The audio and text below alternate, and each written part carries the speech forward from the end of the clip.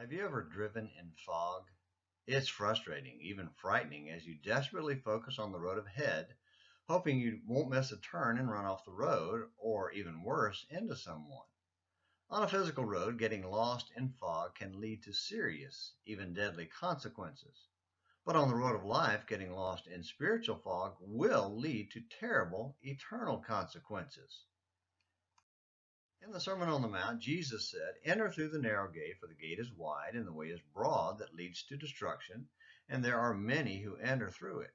For the gate is small and the way is narrow that leads to life, and there are few who find it." That's in Matthew chapter 7, verses 13 and 14. Then in verses 21 through 23, Jesus added, "Not everyone who says to me, 'Lord, Lord,' will enter the kingdom of heaven, but he who does the will of my Father who is in heaven will enter.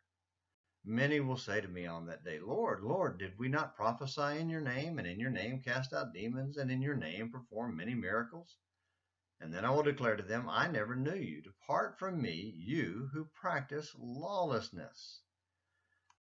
Now that means we must focus like a laser on Jesus to make sure we don't get lost in the fog and hear that awful decree, "Depart, I never knew you." Now, one obstacle to choosing and remaining on the right road is the fog of false versions of Jesus.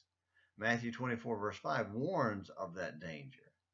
It seems that every year we get a new version of Jesus. A recent one was from an Islamic author claiming Jesus was just a revolutionary who was killed, buried, and stayed dead. But don't worry, that, like so many others, is a false version of Jesus. The light of the world, as Jesus described himself in John 8:12, did not stay dead.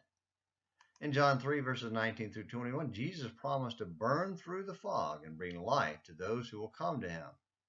Sadly, many won't come because they prefer their sin, and driving in the fog keeps it hidden. But some will choose life and light that comes from following the real Jesus. Will you seek the light and find life in Jesus? Hopefully these morning minutes in the Bible will help you do just that. I hope you'll come back for more tomorrow. Until then, this is James McClenny, hoping you have a great day.